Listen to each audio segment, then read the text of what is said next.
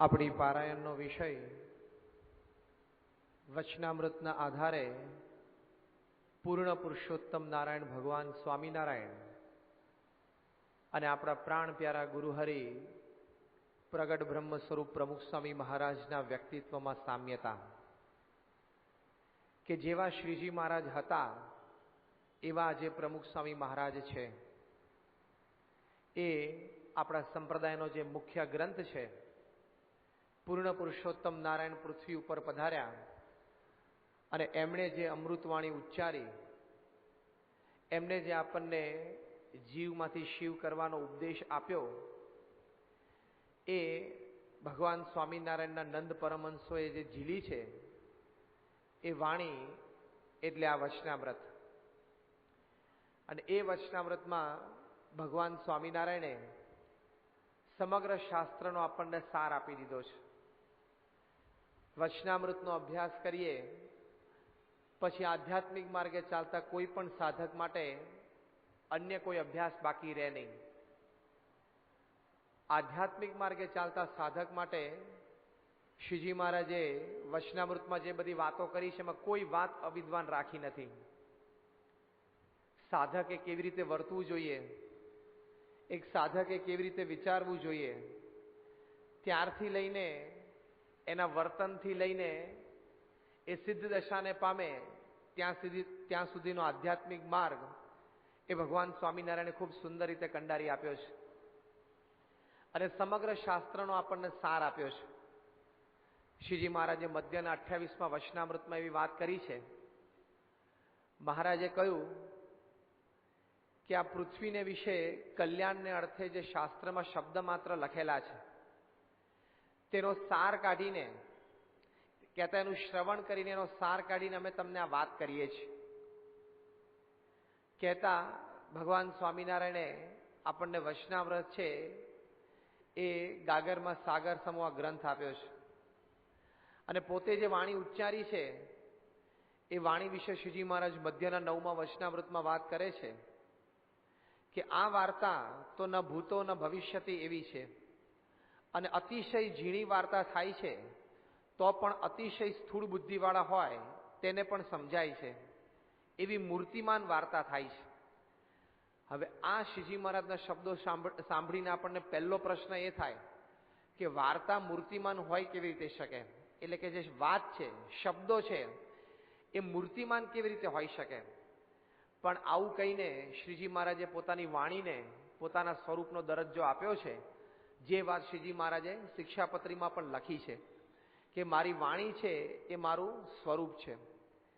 એટલે ભારત વર્ષના જે ઉત્તમ શાસ્ત્રો છે, 4 વેદ છે, 18 પુરાણ છે, ભારતાદિક ઇતિહાસ છે, એ તમામમાં જે કંઈ સદગુણોનું વર્ણન છે, એ સદગુણો કેળવવા માટેની જે કંઈ પ્રેરણાઓ છે અને સિદ્ધ દશા પામવા માટે કહેતા ભગવાનના ધામની પ્રાપ્તિ માટે જે કંઈ વાતો લખાયેલી છે એ તમામની ઓળખ અને કેળવણીની પ્રેરણા એ આપણને ભગવાન સ્વામિનારાયણે વચનામૃતમાં આપી છે. આપણે જેમ વાત થઈ એમ કે કોઈ વાત ભગવાન સ્વામિનારાયણે અવિદ્વાન રાખી નથી અને એની માટે પૂર્ણ પુરુષોત્તમ નારાયણની જે વાણી ઝીલવી, એ જે નંદ પરમહંસોએ આ વચનામૃતનું સંપાદન કર્યું છે એ પરમહંસોને પણ આપણે ઘણા બધા ધન્યવાદ આપવા ઘટે કે આટલો એક સુંદર ગ્રંથ આપણને એમને આપ્યો છે. અને આ જ વચનામૃતમાં અનેક ઠેકાણે શ્રીજી મહારાજે જ્યારે આધ્યાત્મિક ઉપદેશ આપ્યો છે પછી એ નિયમ નિશ્ચય પક્ષની વાતો કરી હોય, ધર્મ જ્ઞાન વૈરાગ્ય ભક્તિ કે મહિમાની વાતો કરી હોય, ભગવાનના સ્વરૂપ સંબંધી કે સંતના સ્વરૂપ સંબંધી વાતો કરી હોય, શું શું ધ્યાન રાખવું જોઈએ, શું શું કરવું જોઈએ અને શું શું ન કરવું જોઈએ, સ્થૂળ વર્તનથી માંડીને વિચાર સુધી, આવી અનેક વાતો જે શ્રીજી મહારાજે વચનામૃતમાં કરી છે એ પોતાની જ વાતને વધારે સબળ સમર્થન આપતા શ્રીજી મહારાજ વાત કરે છે. પ્રથમના 60મા વચનામૃતમાં મહારાજ કહે છે કે આ વાર્તા તો અમારે જેમ વર્તે છે તેમ કહીએ છીએ. એટલે કે પોતાના અનુભવની વાણી એ શ્રીજી મહારાજ આપણને કહે છે. મહારાજ આગળ ઉપર અંત્યના 36મા વચનામૃતમાં કહે છે કે ભલે શાસ્ત્રમાં એમ લખ્યું હોય કે સાધને કરીને એવી સિદ્ધ દશા આવે છે કે એને આત્માનું દર્શન થાય, પણ એવો કોઈ અમે જોયો નથી અને અમારા અનુભવમાં પણ એ વાત મળતી આવતી નથી.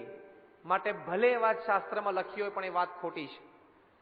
ત્યાં પોતે દ્રષ્ટાંત આપે છે કે જેમ તમે જીભે કરીને આકાશને 100 વર્ષ સુધી ચાટ્યા કરો તો પણ આકાશમાંથી ખારો ખાટો સ્વાદ આવે નહીં. એમ શાસ્ત્રમાં ભલે કહ્યું હોય કે સાધને કરીને આત્માનું દર્શન છે, પણ એ વાત ખોટી છે. એ વાતને મહારાજે પ્રથમના 56માં વચનામૃતમાં વાત કરી કે ઉપાસનાએ કરીને, એટલે કે પોતાના ઈષ્ટદેવને વિશે જેટલી નિષ્ઠા થાય એટલું જ એ સાધકને આત્માનું દર્શન થાય છે.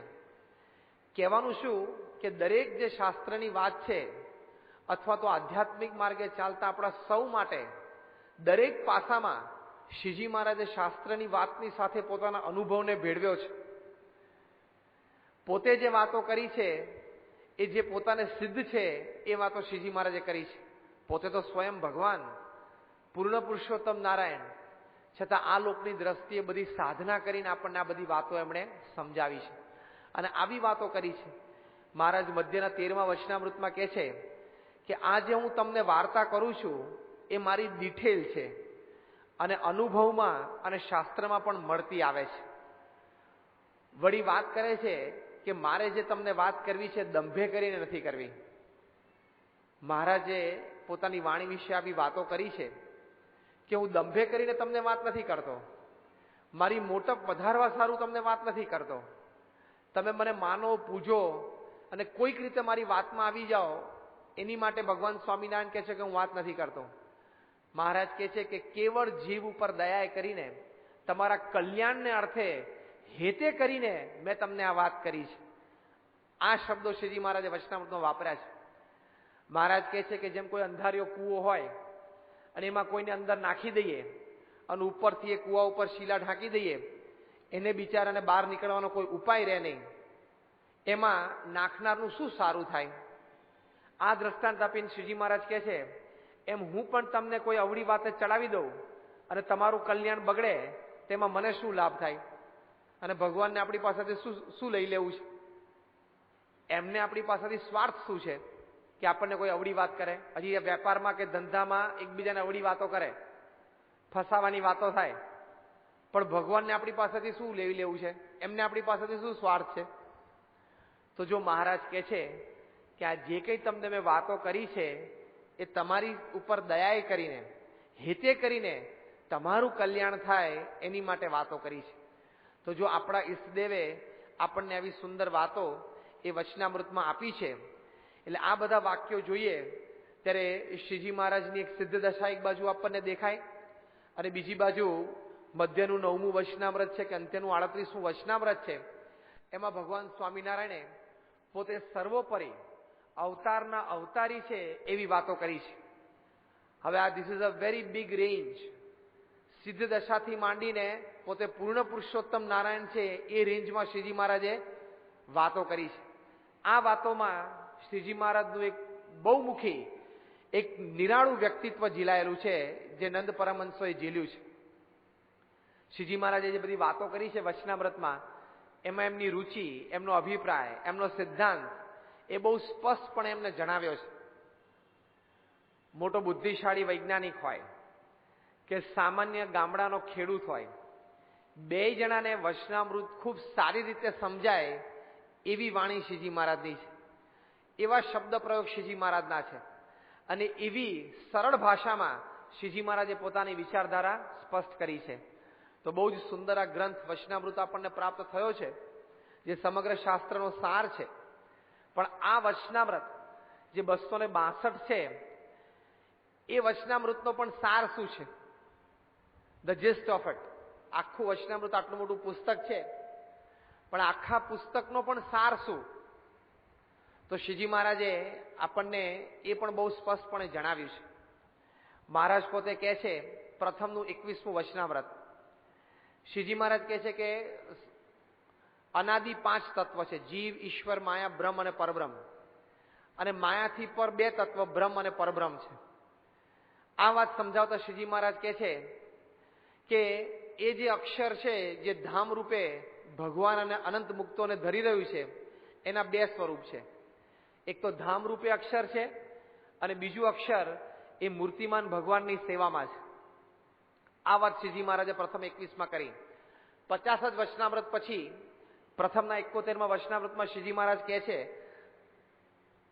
કે ભગવાન જ્યારે પૃથ્વી પર પધારે ત્યારે પોતાનું જે અક્ષરધામ, સમગ્ર ઐશ્વર્ય અને દિવ્ય મૂર્તિ એવા જે પાર્ષદ તે સહિત જ પધારે છે. આ વાત તમારે સમજવી અને બીજાને કરવી. જો આ હાર દાવ્યો. હજુ પ્રથમ 21માં કહે છે કે અક્ષરના બે સ્વરૂપ છે અને પછી પ્રથમ 71માં કહે છે કે એ અક્ષરધામ ભગવાનની સાથે આવ્યા છે. તો ધામ રૂપે જે બધું અક્ષર હોય એ તો કેવી રીતે સાથે આવે? તો સાથે શું આવ્યું છે? કોણ આવ્યું છે? જે મૂર્તિમાન અક્ષર ભગવાનની સેવામાં છે એ ભગવાન સ્વામિનારાયણ પૃથ્વી ઉપર સાથે લેતા આવ્યા અને એ સંત રૂપે છે, સાધુ રૂપે એ અક્ષર પૃથ્વી ઉપર પધાર્યા છે. જે અનાદિ સિદ્ધ તત્વ છે અને જે દ્વારા ભગવાન સ્વામિનારાયણ પૃથ્વી ઉપર પ્રગટ છે એ તત્વને ભગવાન સ્વામિનારાયણ સાથે લાવ્યા.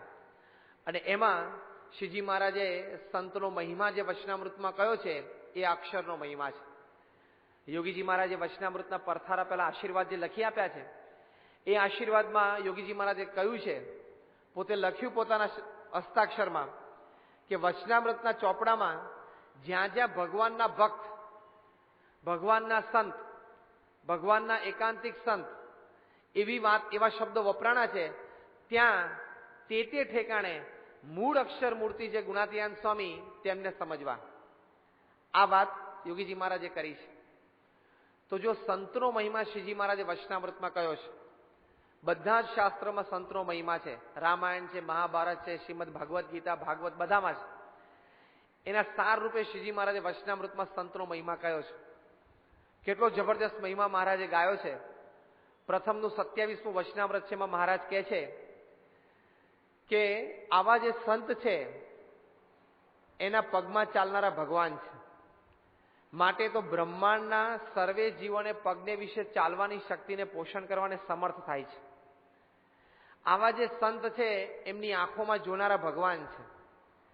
માટે એ સંત તો બ્રહ્માંડના સર્વે જીવોની આંખને વિશે જોવાની શક્તિને પ્રકાશ કરવા સમર્થ થાય છે. એમ આ સંતની સર્વે ઇન્દ્રિયોમાં ભગવાન રહ્યા છે. માટે એ તો બ્રહ્માંડના સર્વે જીવોની ઇન્દ્રિયોને પ્રકાશ કરવાને સમર્થ થાય છે. એવા એ મોટા છે. આવા જે સંત છે એ જગતના આધાર રૂપ છે. આવા શબ્દો શ્રીજી મહારાજે સંત મહિમાના આ વચનામૃતમાં કયા છે. 10 જ વચનામૃત પછી પ્રથમના 37માં વચનામૃતમાં શ્રીજી મહારાજ કહે છે, 11 પદવીઓ શ્રીજી મહારાજ આપી. મહારાજ કહે છે કે આવા જે સંત છે એની ચરણની રજને તો અમે પણ માથે ચડાવીએ છીએ. એને દુખવતા થકા અમે મનમાં બીએ છીએ. અને મહારાજ કહે છે કે એમના દર્શને કરીને તો અનંત પતિત જીવોનો ઉદ્ધાર થાય છે. એવા એ મોટા છે. તો કેટલો બધો સંતનો મહિમા શ્રીજી મહારાજે વચનામૃતમાં કયો છે. અંત્યનું 26મું વચનામૃત છે. મહારાજ કહે છે કે ભગવાનની પેઠે સેવા કરવા યોગ્ય સંત તે કેવા હોય? તો પોતે ઇન્દ્રિયો અંતઃકરણની ક્રિયાને દાબીને વર્તે પણ એની ક્રિયાએ કરીને પોતે દબાય નહીં. પોતાને બ્રહ્મરૂપ માનતા હોય અને પુરુષોત્તમ નારાયણની ભક્તિ કરતા હોય એવા જે સંત છે તેને દેવ જેવા પણ ન જાણવા અને મનુષ્ય જેવા પણ ન જાણવા. કેમ જે એવી ક્રિયા દેવ મનુષ્યને વિશે હોય નહીં. જ્યારે યોગીજી મહારાજે અંત્યના 26મા વચનામૃતમાં આ ફકરાનું નિરૂપણ કરતા ત્યારે પોતે કહેતા કે શ્રીજી મહારાજે કહ્યું કે આવા સંતને દેવ જેવા પણ ન જાણવા અને મનુષ્ય જેવા પણ ન જાણવા. તો દેવ અને મનુષ્યમાંથી કાઢ્યા તો હવે બે રહ્યા, કાં તો ઢોર જેવા કાં તો ભગવાન જેવા. તો શેના જેવા સમજવા? કાં તો ઢોર જેવા રહ્યા અને કાં તો ભગવાન જેવા રહ્યા. કારણ કે ઢોર, મનુષ્ય, દેવ ને ભગવાન 4 કેટેગરી છે. તો શ્રીજી મહારાજ કહે છે કે દેવ જેવા પણ નહીં, મનુષ્ય જેવા નહીં. તો યોગીજી મહારાજ પૂછતા સભાને તો કેવા જાણવા? ઢોર જેવા ભગવાન જેવા રહ્યા, બે માંથી એક જાણવા. તો કેવા જાણવા? ભગવાન જેવા સંતને જાણવા.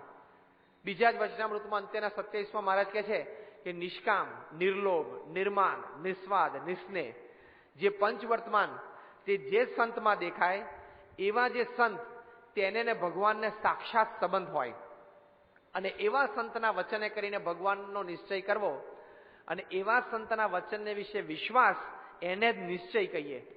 આ વાત શ્રીજી મહારાજે અંત્યના 27માં વચનામૃતમાં કરી છે. તો તો જો આટલો બધો સંતનો મહિમા એ શ્રીજી મહારાજે વચનામૃતમાં કહ્યો છે અને અલ્ટિમેટ શ્રીજી મહારાજે સારંગપુરના 10મા વચનામૃતમાં વાત કરી છે. મહારાજ કહે છે કે આવા જે સંત છે એનું જ્યારે દર્શન થયું ત્યારે એમ જાણવું છે મને સાક્ષાત ભગવાનનું દર્શન થયું. આ વાત શ્રીજી મહારાજે સારંગપુરના 10મા વચનામૃતમાં કરી છે. તો જો આવા અનેક વચનામૃત છે જેમાં શ્રીજી મહારાજે સંત મહિમાની વાતો કરી છે અને એવા જે સંત એ આ ગુણાતીયન સ્વામી છે એની ઓળખાણ પણ શ્રીજી મહારાજે અનેક પ્રસંગે કરાવી છે. એ બધા પ્રસંગો તો આપણે આપણી કથામાં કે વાંચનમાં ઘણી વખત સાંભળ્યા છે કે ગુણાતીયન સ્વામીની ઓળખાણ મહારાજે કરાવી. 66ની સાલમાં ડભાણમાં યજ્ઞ કર્યો ત્યારે શ્રીજી મહારાજે કહ્યું કે આ ભાદરા ગામના મૂળજી શર્મા છે એ જે અમારે રહેવાનું અક્ષરધામ છે એમને દીક્ષા આપતા અમને ખૂબ આનંદ થાય છે. 2 જ વર્ષ પછી 68ની સાલમાં રાઠોડ દાદરને ત્યાં દરબારમાં ત્યાં શ્રીજી મહારાજે હોળીનો ઉત્સવ કર્યો. ત્યાં કબીરની સાખી બોલીને મહારાજે ગુણાતીયન સ્વામીની છાતીએ છડી અડાડી કે કોટી કૃષ્ણ નમે માથ, કોટી કૃષ્ણ જોડે હાથ, કોટી વિષ્ણુ નમે માથ, કોટી બ્રહ્મા કથે જ્ઞાન, કોટી શંકર ધરે ધ્યાન, સદગુરુ ખેલે વસંત. કે કોટી કૃષ્ણ જેને હાથ જોડે છે, કોટી વિષ્ણુ જેની પાસે માથું નમાવે છે, કોટી શંકર જેનું ધ્યાન કરે છે, એવા સદગુરુ કોણ? હવે આ પદ તો ભગવાન સ્વામિનારાયણ પ્રગટ થયાના વર્ષો પહેલા કબીરજીએ બનાવેલું છે કે એવા કોઈ સદગુરુ છે. ત્યારે ત્યાં આજુબાજુ પેલા સર્વે સંતો થોડા હરિભક્તોએ વાત કરી કે મહારાજ એવા સદગુરુ તમે છો. મહારાજ કે અમે તો એનાથી પર છીએ ને એવા સદગુરુ તો ગુણાતીયન સ્વામી છે અને અમે તો તેનાથી પર પુરુષોત્તમ નારાયણ છે. ગઢડામાં શ્રીજી મહારાજ અક્ષરરોડીએ બેઠા હતા, ગુણાતીયન સ્વામી પધાર્યા. શુકમુનિ સ્વામી મહારાજની આજ્ઞા પ્રમાણે બાજુમાં બેસીને પત્ર લેખન કરતા હતા. તરત શુકમુનિ સ્વામી ઉઠ્યા કે આ તો જુનાગઢના મહંત આવ્યા. ઊભા થઈને ગુણાતીયન સ્વામીને આસન પાથર્યું. ત્યારે મહારાજ હસ્યા અને શ્રીજી મહારાજે કહ્યું કે ગુણાતીયન સ્વામીની મોટપ તો કંઈ આસને કરીને નથી, એમની મોટપ તો અનાદિની છે. તો જો આવી રીતે ગુણાતીયન સ્વામીનો પણ ખૂબ મહિમા શ્રીજી મહારાજે કહ્યો છે અને પોતે જે પૃથ્વી પર પધાર્યાના 6 હેતુ એમાં 6થો હેતુ શ્રીજી મહારાજે વાત કરી કે મારા એકાંતિક સંતની પરંપરા દ્વારા હું પૃથ્વી ઉપર હંમેશા પ્રગટ રહીશ અને એ દ્વારા અક્ષરની વાટ હંમેશા વહેતી રહેશે. તો આવી